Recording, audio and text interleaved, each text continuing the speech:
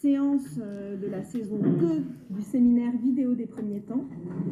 Une séance, vous le savez, qui est consacrée à Patrick Prado et ses amis, notamment de Grand Canal Vidéo, donc une séance autour de Patrick Prado.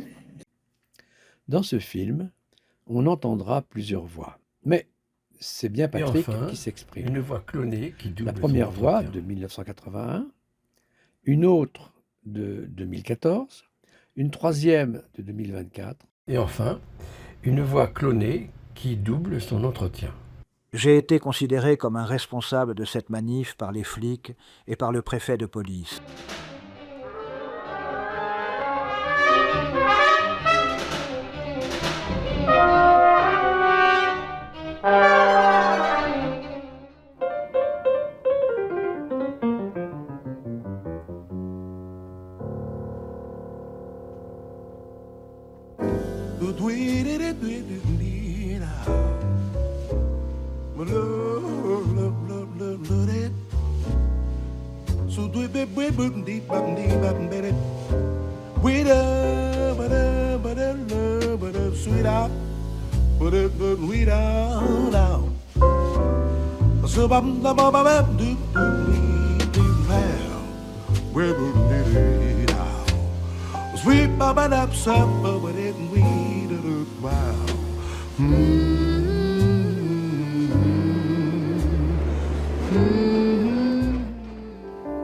Pourquoi faire ce film ?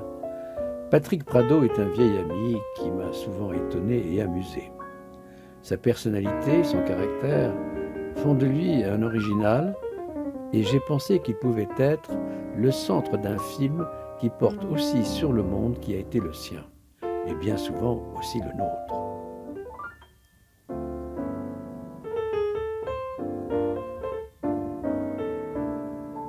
Ce n'est pas un film d'action, quoique il n'a jamais cessé de s'engager, de lutter pour de bonnes causes, tout en pratiquant la dérision.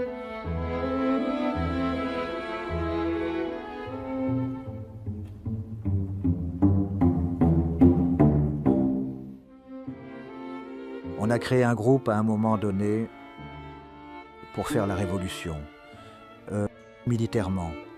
On avait loué une ferme en Auvergne où on s'est entraîné pendant 15 jours à tirer au bazooka. On a créé nous-mêmes le bazooka avec un tuyau en métal avec une charge au fond. Boum. C'était flouf, c'était nul, mais c'était marrant. On voulait attaquer la préfecture de police à partir de la rue du Chat qui pêche. On n'a pas été plus loin, hein? Mais c'était le genre de choses qu'on pouvait faire en rêvant un peu. La dérision, c'est aussi l'esprit d'une époque. Jean-Luc Godard était un maître en la matière. Là, les gens me font totalement confiance, alors j'espère que je vais les décevoir. Comme ça, ils me feront plus confiance et j'aime mieux travailler avec des gens contre lesquels il faut lutter. Cette affinité avec Godard dans la dérision, le théâtral et la poésie, fait écho à celle qu'il entretenait avec Jean Genet. Pour consentir à mêler dans sa vie de tous les jours, vie de souliers à lacets, de boutons à recoudre, de points noirs du visage à enlever, des aventures de romans policiers, il faut avoir soi-même l'âme un peu fêlée. Qu'est-ce qui t'attirait chez lui ? Comme toujours, le côté anard de Genet, quoi. Tout était prétexte à théâtre. Que ce soit les Africains américains ou les Palestiniens, tout était matière à théâtre, à mise en scène. À un moment donné, il m'a dit « Il faut que tu ailles tuer le roi du Maroc ». Mais pourquoi ? Parce qu'il n'aime pas mon copain Abdallah. D'accord. Arafat était allé en Algérie et moi j'étais envoyé en Algérie en tant que militant de je ne sais plus quoi. Et on a rencontré Arafat là-bas. En revenant, je suis rentré par le Maroc. Je n'ai pas accompli mon rôle. C'était un rôle théâtral, évidemment. Dans la moitié du chemin de ma vie, je me retrouvais donc dans ma petite forêt obscure, dont je fis aussitôt un film, Tempête. Un ouragan séculaire venait de ravager la Bretagne, sans que l'Hexagone ne s'en émeuve un instant. La violence des éléments et celle des sentiments s'alliaient enfin pour me persuader que décidément la vie était un roman.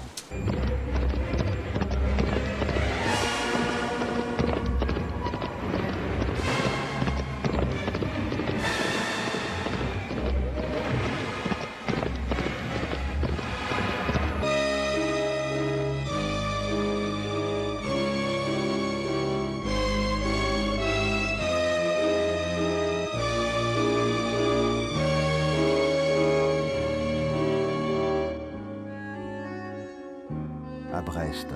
Je découvre une beauté dévoilée peu à peu.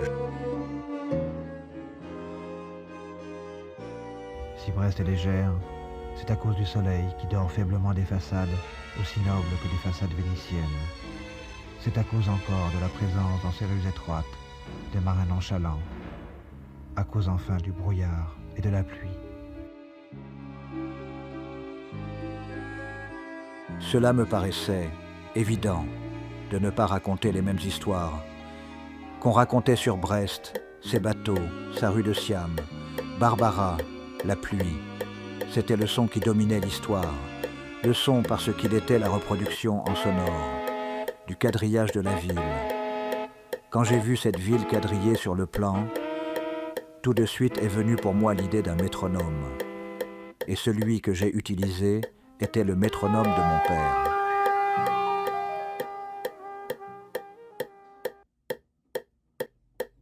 Toc, toc, toc, toc, toc, toc. Obsessionnel, obsédant, permanent. Comment trouver l'équivalent d'une image en son et réciproquement du son en image?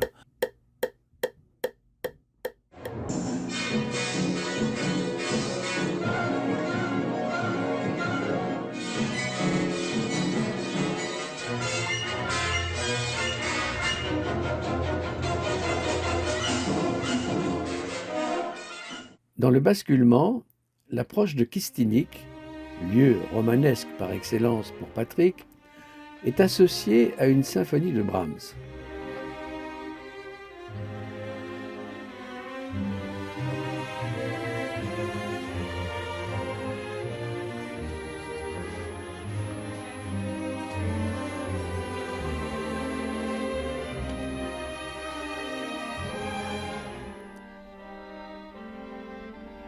Plus loin dans le film, au fil de l'eau, la dimension poétique de la séquence prend forme avec un quatuor de Schubert.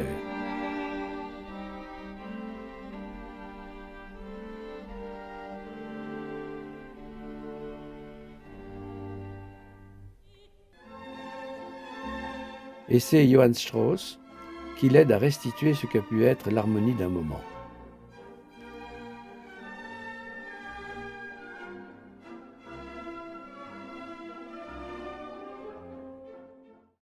J'ai toujours pensé, comme je te l'ai dit tout à l'heure, que le son, la musique, était plus important que l'image. Donc je fais la musique d'avance pour donner le ton du début, pas du film, mais du début. Quelquefois, ils sont menés pour moi par la musique, par le son, pas par le texte, par le son.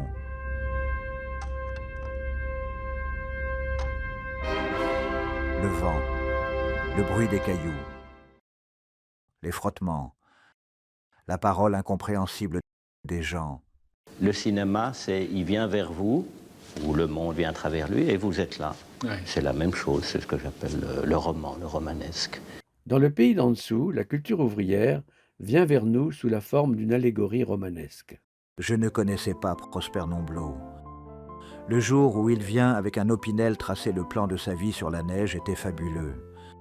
Il m'a raconté sa vie. Peu à peu, on découvre qu'il habitait en dessous pendant 20 ans, comme une taupe dans les couloirs, à circuler sous la terre. Comment en parler, sinon pas bribe? J'ai lancé la Célabati le 26 novembre 1926, de manœuvre. On m'a mis dans la cave à porter les ballons de terre pour les presses. Les gars des presses étaient en tâche et moi à la manœuvre.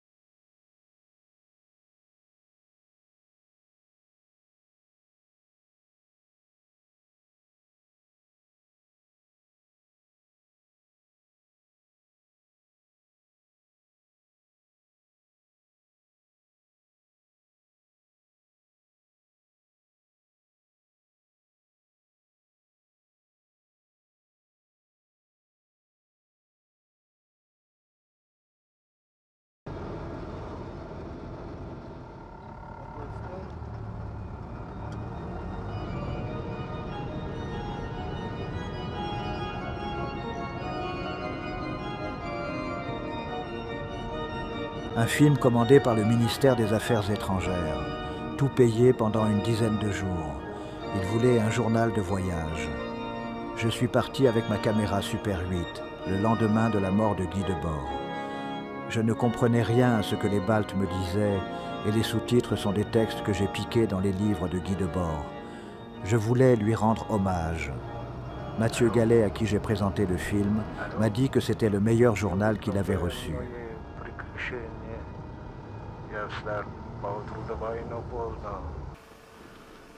Varbūt, ka tev jau mūs tur vajag gaidīt. Kur? Nu, uz priekšu, tur kaut kādas tās mājas bija, kur bija tās augstceltnes. Nu, relatīvi augstceltnes.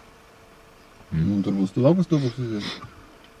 Nē, tad mēs iet visu to gabalu. Mēs ejam ārā jūru un ejam tagad pa labi uz to pusi atpakaļ. Un nākam ārā loģiski kaut kur tur tālāk. Tikai vajag izdomāt, kur. Un tad pie tā mājām arī jāiet ārā. Un tur bija viena vieta, kur bija sacelts mājas, un tur var redzēt vēl no ceļa šitās niedris. Nu. Pa kreisi tur redzēs tagad niedris, kur brauc. Un tur vēl pēc tam ir tās mājas. Tur ir bāka, tas bļāva vienā brīdī.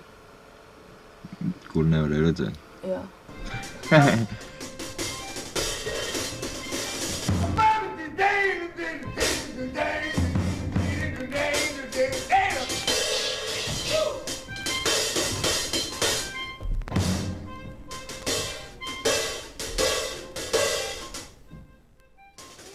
Jacques Bérocal, trompettiste et surtout performeur de génie, ne savait même pas jouer de la trompette, il faisait comme si il jouait et cela marchait quand même. Par contre, ses performances étaient fabuleuses. On est allés ensemble faire des performances à Anvers, on a fait un disque. Je jouais de l'harmonium à pédale, je jouais très mal. L'important c'était d'aller sur scène, humaine et transmusicale de la vie. J'ai filmé Bérocal dans tous ses états, complètement brisé.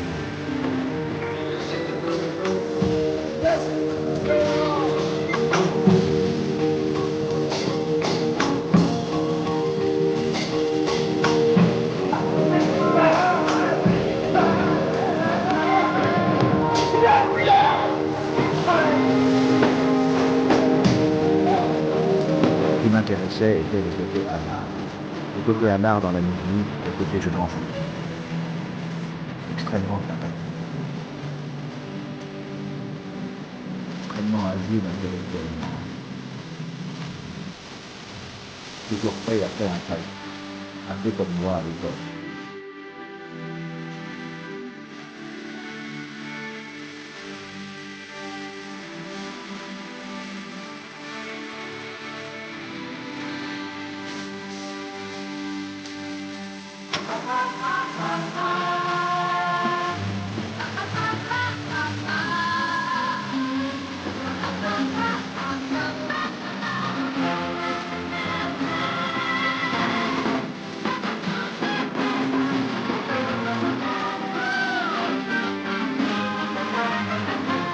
Lassé de mes films militaires. Je voulais tenter un film personnel. Quand je rencontrai Nelly, il me parut la personne idéale, tant pour sa spontanéité que pour son ambiguïté.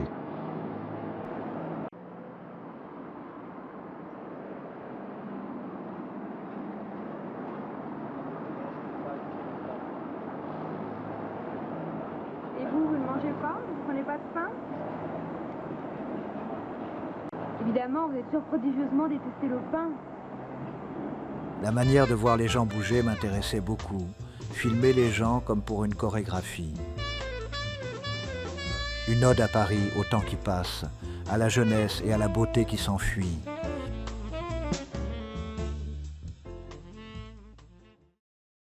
C'est le même contraste que je cherche tout le temps entre deux images, entre deux vies, entre deux univers, entre deux imaginaires. Un robot d'un côté, un périphérique d'un côté, une répétition d'une phrase d'un côté et une image d'amour, ou de connivence, ou d'amitié, ou de chaleureux. Tu vois comment cela marche ensemble, par le contraste qu'il y a entre une femme qui bouge bien et qui a envie de bien bouger devant la caméra, est devant quelqu'un qu'elle aime un peu, moi, et le décor mécanique, urbain, industriel. L'érotisme vaut d'autant plus dans un univers industriel. Au début, j'avais pensé faire un film sur le maître et Marguerite de Bulgakov, et où il y aurait eu un maître qui aurait été moi, et Marguerite aurait été elle, entièrement dominée par l'amour, quoi. Cela n'a pas marché comme cela, et je suis incapable de faire un film de fiction. Incapable.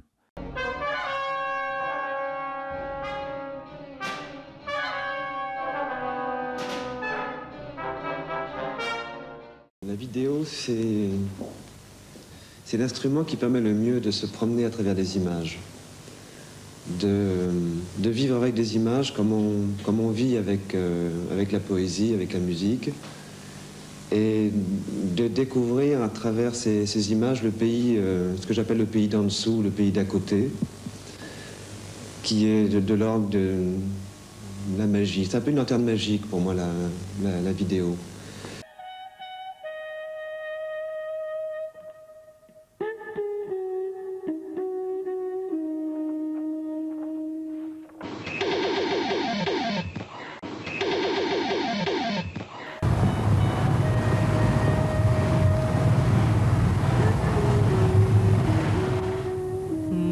Le ciel est bleu comme un ciel, la terre jaune comme un désert ou un champ de blé, et moi rouge parce que c'est la troisième couleur primaire.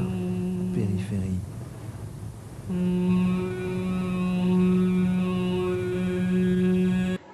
La technique, c'est un jeu qu'on doit vraiment dépasser le plus vite possible. Une des expériences que j'essaie de faire, c'est de faire décrocher les éléments bien cadrés d'un écran de télévision et de faire rentrer à l'intérieur de l'écran de télévision des lignes, des trames, pour faire rendre un petit peu son jus de couleur à l'électron.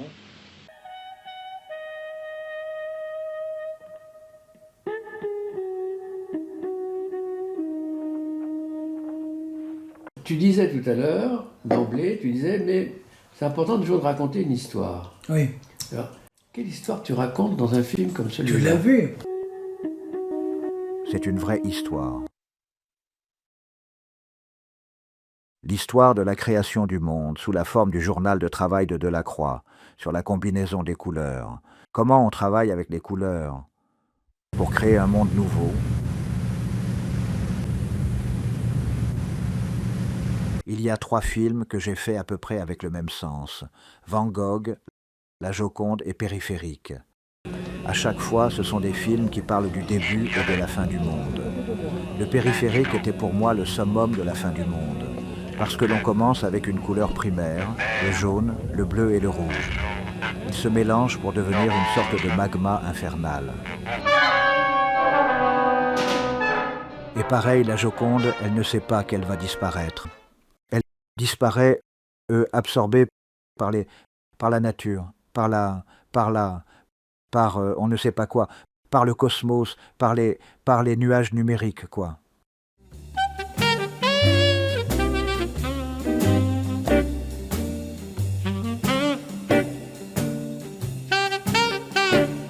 Soleil de Van Gogh, c'est aussi la fin du monde. Hein.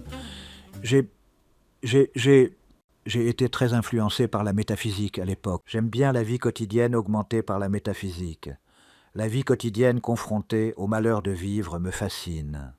Une des premières toiles de Van Gogh, Les paysans, c'est les mangeurs de pommes de terre. Et la dernière image de Van Gogh, c'est Auvers-sur-Oise avec le soleil qui le bouffe. L'idée toute simple était de relier les deux. Un soleil vient manger les mangeurs de pommes de terre.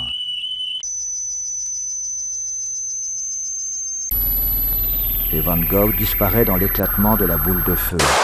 C'est le soleil. Et ils savent pas ce qui leur arrive. Et c'est une métaphore de l'époque contemporaine. Hein. On ne sait pas ce qui nous arrive.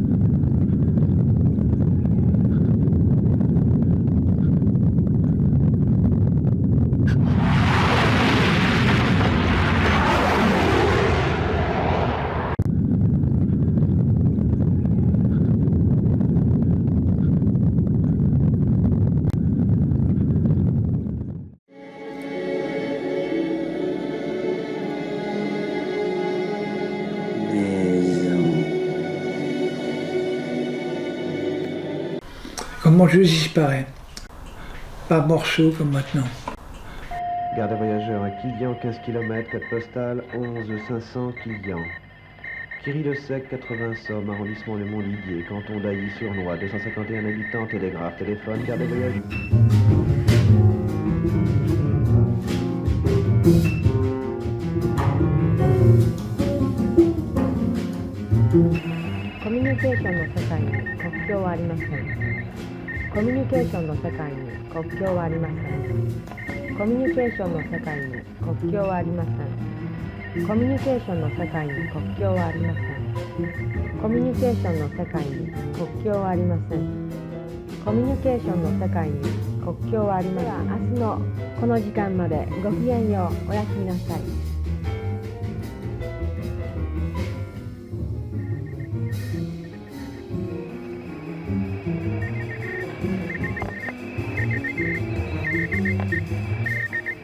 Speakerine japonaise qui dit sans arrêt « Dans le monde de la communication, il n'y a pas de frontières ». Communication no sekai ni koku wa arimasen en japonais. C'était en fait une phrase tirée de la pub de Sony. Ce qui me paraissait important, c'était la répétition. Je n'ai pas envie de tout dire. Quand tu fais un film, t'as pas envie de tout expliquer. Tu fais un film, tu montres des choses, sensibles ou symboliques, comme tu dis symboliques. Tu ne dis pas comment ça marche. Je n'ai pas envie de mode d'emploi, tu comprends. Et les gens comprennent très vite. La preuve, c'est qu'ils m'ont donné un prix pour ça. C'est un truc, eux très amoureux, avec lequel j'ai eu un prix. Premier prix à Montbéliard. C'est un film d'amour quand même. Basically charming man. Everything was very interesting about him. And yes, it's very hard to say. It's like, what was the charm then, or, you know, it's like, yes, just, I liked him, I loved him, then we met, and yeah, it was a kind of, had a very good time together. Yeah. C'était des vidéos qui avaient énormément de succès, qui étaient extrêmement intelligentes. J'ai eu plein de prix. Ouais. C'était des œuvres marquantes, celle avec Takako. Ouais. Tu sais, il y avait, oui, c'était une pensée très intéressante.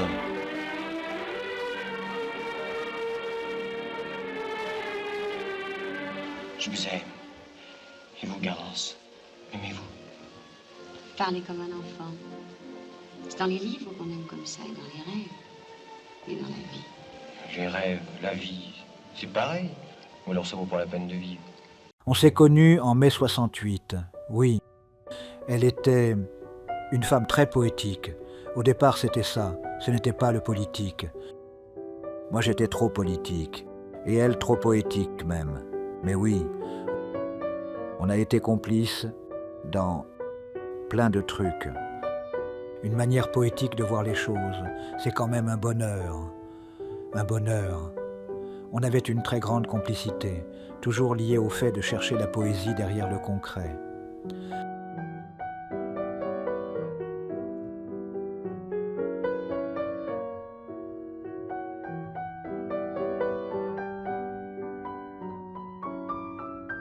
On est allé récolter les poésies de mai 68 dans la rue.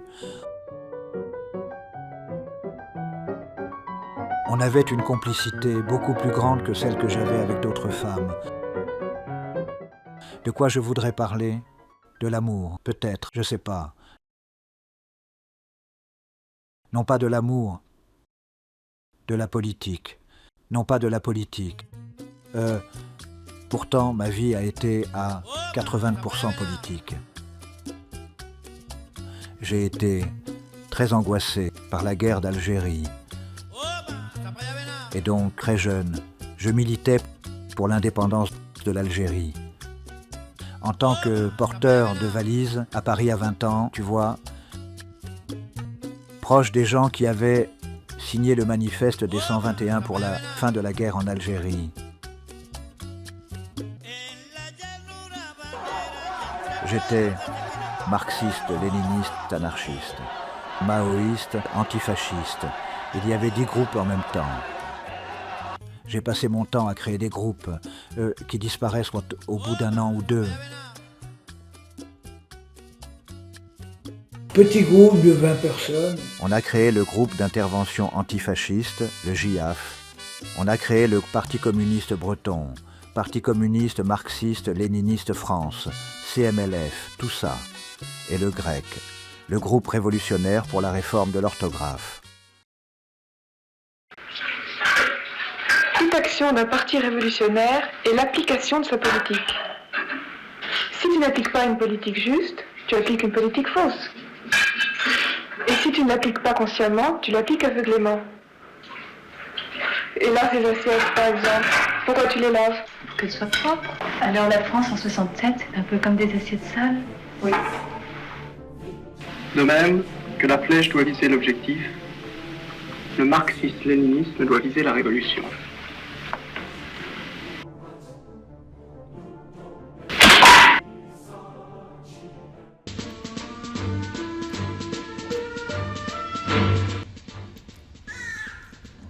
Et j'ai fait des ciné-tracts contre Mao tout en étant maoïste.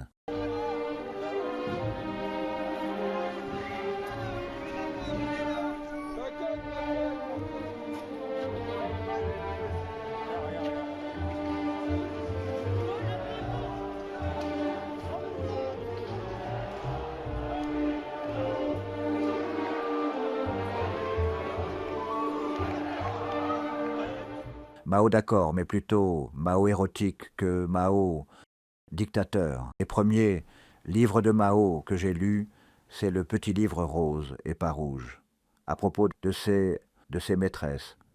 Mao, comme on sait, était un pédophile et avait des maîtresses de 15 ans. À 60 ans, il trouvait cela magnifique. Magnifique d'avoir des maîtresses aussi jeunes et belles à cet âge-là.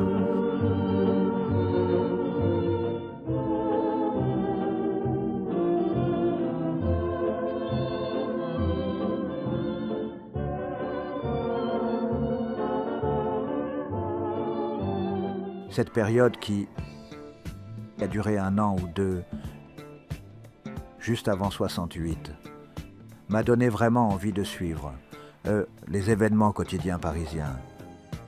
Avant mai 68 sont apparues les premières manifs MLF, gays, homosexuels et minoritaires, bretonnes, basques et tout ça. Très intéressante et visuellement très beau.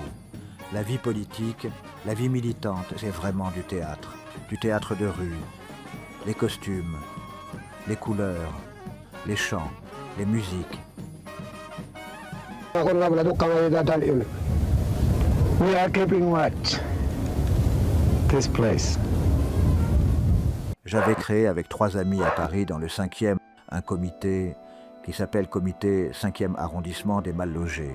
L'idée, c'était de filmer des gens avec lesquels j'étais en accord, évidemment, les voir bouger dans leur milieu pour se bagarrer, pour une certaine dignité, par exemple. Ça m'intéressait beaucoup plus, à vrai dire. C'est plus lié à une certaine morale, sociologique que politique, tu comprends.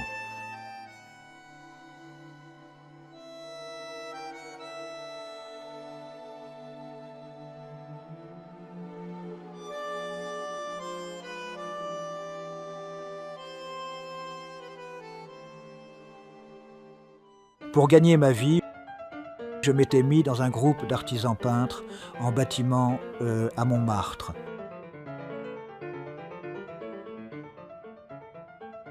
Tous exclus du Parti communiste, donc anti-stalinien, tout en n'étant pas maoïste. Il fallait absolument créer des partis, des organisations anti-staliniennes.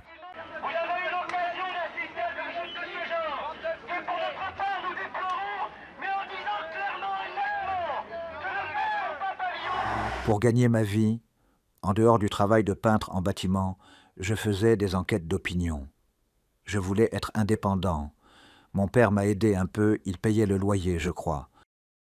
Pourquoi les aspirateurs se vendent mal? Est-ce que vous aimez le fromage en tube? Si votre fiancé vous plaquait pour un noir, est-ce que ça vous serait égal? Vous savez qu'il y a la famine aux Indes? Est-ce que vous savez ce que c'est, un communiste?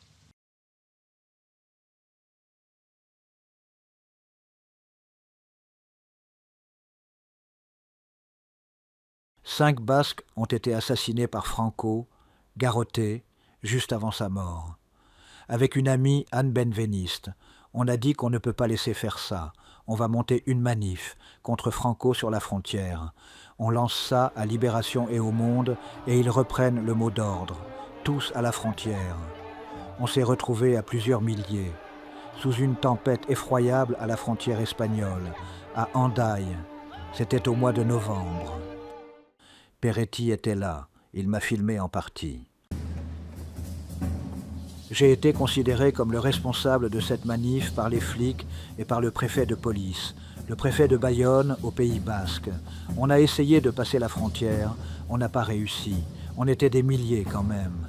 Beaucoup de gens étaient venus d'Allemagne, de Belgique et d'Italie, dont Dario Fo qui est venu nous soutenir. Il a fait un discours magnifique, un discours marrant, comme toujours Dario Fo. Dario Fo, un acteur de la Commedia dell'arte, apporte une dimension théâtrale à la manifestation. Ce qui rencontre l'imaginaire de Patrick, qui aime aussi être un personnage de comédie.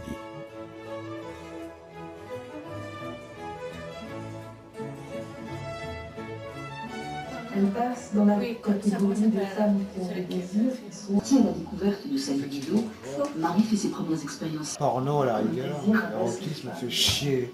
C'est un truc de petit bourgeois merdeux de Catherine Breillat et Catherine Millet, réunis merdeux.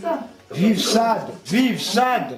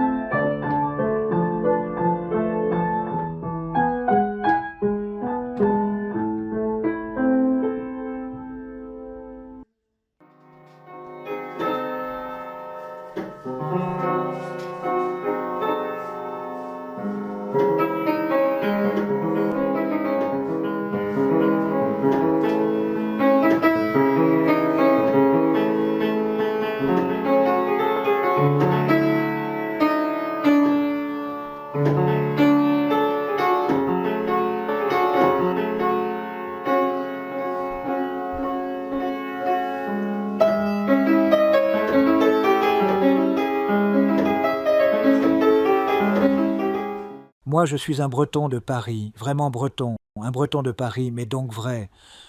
On a appris le breton à Paris, on a appris à danser à Paris, on a appris la politique bretonne à Paris avant de émigrer vers la Bretagne.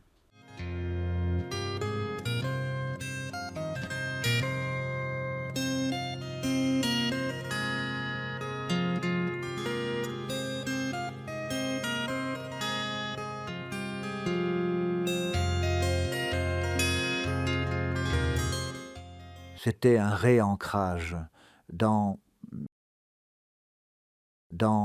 j'allais dire mon pays, c'était mon pays quand même, parce que j'étais toujours intéressé par les cultures bretonnes. Un ancrage familial et professionnel et affectif. Et j'étais en même temps, ne l'oublions pas, très militant. Pour la cause bretonne. Toute action d'un parti révolutionnaire est l'application de sa politique. Beaucoup d'amis. Si tu n'appliques pas une politique juste, tu appliques une politique fausse.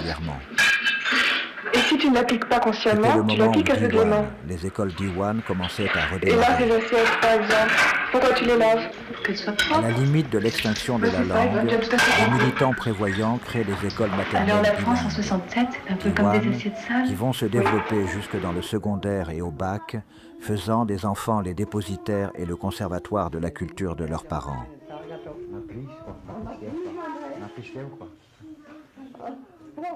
Et devenus grands, ils parleront breton à 3000 pieds. Compagnie et regarde Lévia Kérinige, Galag l'arrêt de moyen courrier,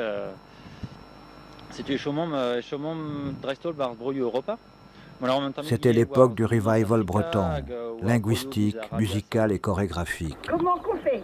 On fait comme ça. Oui, mais...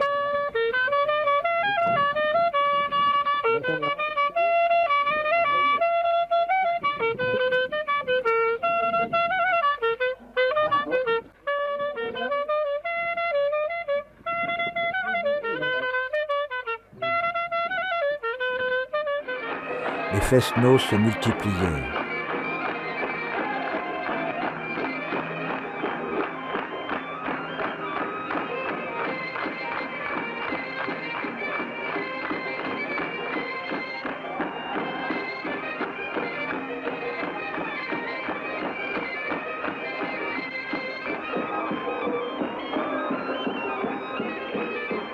Je ne suis pas tellement pour une ruralité conservée, tu vois, mais le côté festif des jeunes Bretons était quelque chose qui m'a fasciné.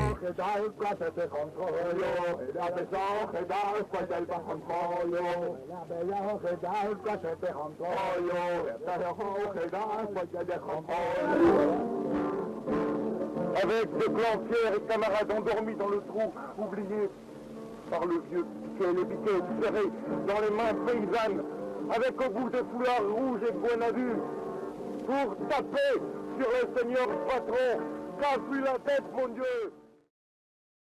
J'ai créé avec le tacon 2 groupes.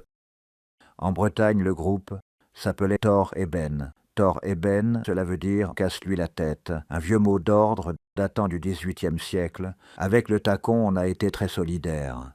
J'ai emprunté beaucoup de son matériel. Ce qui lui importait, c'était principalement l'engagement militant auprès des ouvriers bretons et des paysans.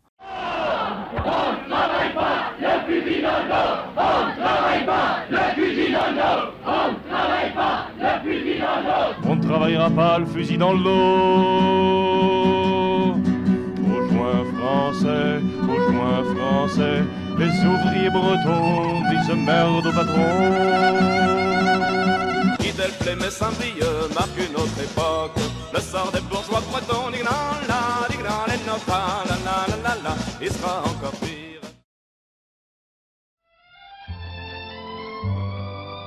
Toutes les couleurs. Moi, j'ai toujours été en noir. Et c'est pas encore aujourd'hui, vous me verrez en rose. Que reste-t-il? Un petit village, un vieux clocher, un paysage si bien caché.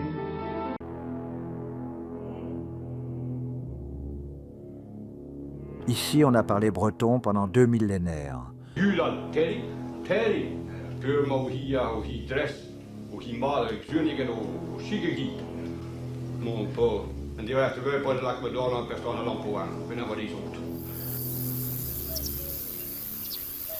Nous avons assisté à l'effondrement de la mémoire paysanne en une génération. Une vieille dame paysanne et poétesse bretonne, Angela Duval, parlait comme Lévi-Strauss. Elle disait « En Bretagne, les oiseaux chantent en breton. Et Braise en hall la boussette avant les Brisonnec. » Les oiseaux ont perdu leur nom comme les autres animaux. Les plantes, les pierres, les gens.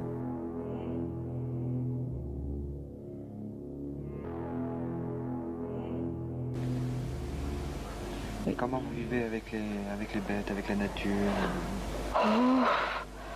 J'ai toujours vécu avec eux, j'ai toujours vécu en bonne intelligence avec tout ce petit peuple-là, enfin en bonne intelligence, et moi qui corrige quelquefois.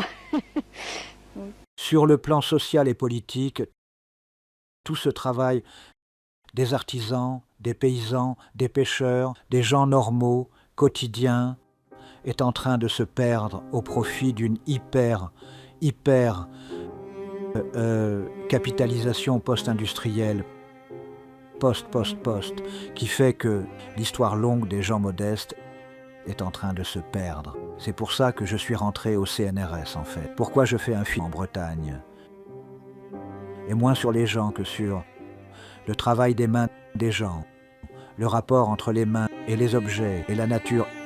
Essayer, comme les shintoïstes, de relier idées, gens et modes de vie. Au CNRS, j'ai toujours essayé de relier des choses qui n'avaient aucun rapport. Pourquoi stocker et se remémorer? À quoi cela sert-il vraiment? Ce film sur le chaumier, de Toer Plouz, je ne l'ai jamais montré. J'étais fasciné par le savoir-faire des artisans à la mémoire longue. Ce chaumier est un peu particulier. Il était déjà à l'époque d'un autre temps. Le dernier a monté un toit en chevron de châtaignier fendu, en paille de seigle sans attache autre que végétale. Ce chaumier n'est pas un professionnel des toits en chaume, mais un vieux célibataire ouvrier agricole. Chacun savait alors réparer son propre toit. Il habitait non loin une minuscule maison d'une pièce en terre battue. Il mettait l'argent de son travail dans une grosse boîte d'allumettes soufrées qu'il emportait au supermarché pour faire ses courses. Le seigle lui-même était le dernier de la région. Pauvre, court, mince mais solide. Il venait d'Inguignel, dans le Morbihan. Il fallait le couper à la faux et non à la moissonneuse pour ne pas le briser. Les attaches sont en lien de seigle torsadé et non en fil de fer. Cette grange de Parisien néo-rural, ma grange, fut ainsi le dernier bâtiment de la région à être rechaumé non en roseau, mais en seigle, selon les modes les plus traditionnels transmis depuis des générations. Ces images étaient en principe destinées au musée des arts et traditions populaires à Paris. Mais ce fut le musée qui disparut avec les dernières charrues. Cela n'est pas étonnant. Ce musée était le rassemblement de tout ce que les gens venaient de perdre. Cela ne peut pas marcher comme cela. On ne va pas visiter ce qui vient d'être jeté.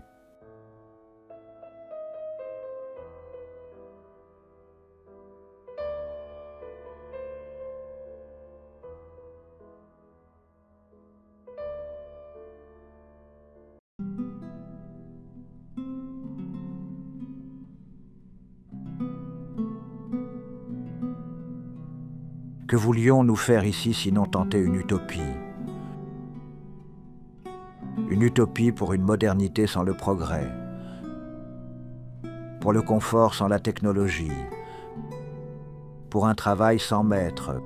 Tout devait devenir le grand jeu dont nous réglions nous-mêmes le tempo. Nous ne voulions ni travailler, ni mourir de faim, ni exploiter quiconque. Plus que le droit au travail et le droit à la paresse, c'est le droit au temps qui nous paraissait le plus important. Mais combien de temps cela allait-il durer? Il faut du temps pour faire un lieu.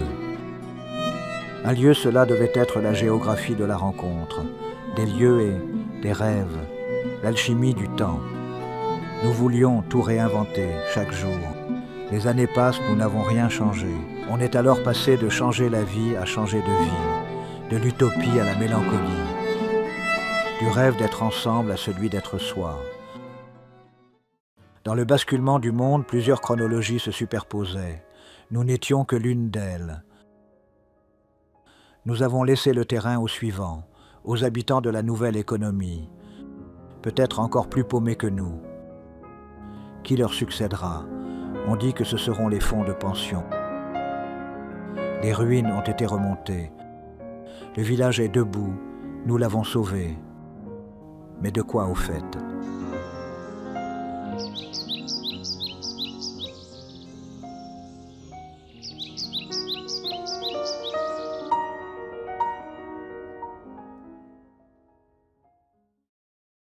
Je voulais faire un film en Bretagne, à l'île aux Moines, où j'habite aussi. Si je le fais, ça s'appelle Compte à rebours, ma vie, ma mort, la fin du monde politique auquel j'ai rêvé pendant 60 ans, qui est foutu maintenant, peut-être, je sais pas. Alors, j'ai commencé à filmer les fourmis, les oiseaux et les escargots. Les animaux ici me rappelaient le langage des animaux que j'ai appris au Mexique en une nuit, après avoir pris du peyote. Pendant la nuit, j'ai entendu les animaux parler. Ils parlaient entre eux. Et j'ai tout compris, surtout les cochons, en dessous de moi. En quelle langue ils parlaient, je ne sais pas, mais j'ai tout compris. Donc je n'étais pas vraiment endormi, un demi-sommeil, pas du tout un sommeil hypnotique, tu vois, pas du tout. Une expérience merveilleuse pour moi, intéressé par les langues, Voilà. What's he saying? There'll be no digging and there'll be no blasting. Oh, I see. And may I ever so politely ask why? This is the place where the green ants dream. Ants! Green ants! J'ai repris une fois du peyote et rien. C'est pas du tout addictif le peyote. Tu en prends, ils en prennent.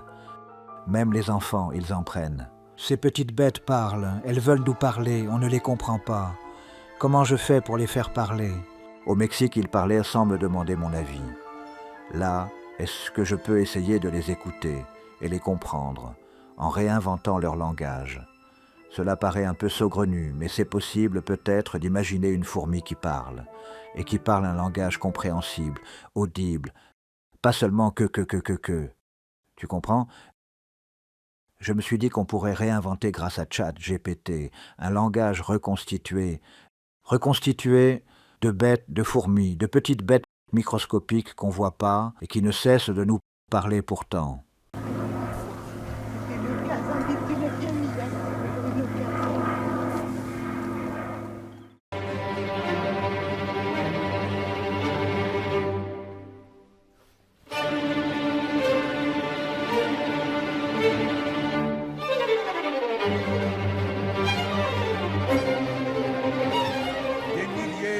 Rouge à la Bastille. Yes, we are very dangerous. We speak fluently Globish. Nous parlons couramment la langue de l'occupant. L'occupant dans les têtes. Notre bataille est une bataille culturelle qui apprend et réapprend à parler la langue du cœur. Là où on pensait que la seule langue intelligible, c'était celle des comptabilités, qui toujours aboutissent à dire que ce que vous avez est de trop, tandis que ce qu'ils ont n'est pas assez. Cela pose un problème, du rapport de la langue au monde. Comment notre vie se réduisait, de plus en plus, à quelques pratiques et quelques mots. Donc, où est la langue? La langue était tellement réduite, on avait besoin d'une langue industrielle au même titre que la vie devenait industrielle. Voilà en gros la thèse.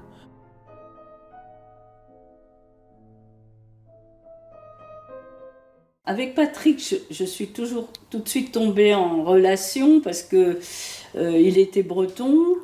Nos deux pères étaient capitaines au long cours. Enfin, il y avait énormément de choses qui nous rapprochaient, donc voilà, et beaucoup de sympathie, et tout son côté catastrophe, ça j'adorais, quoi.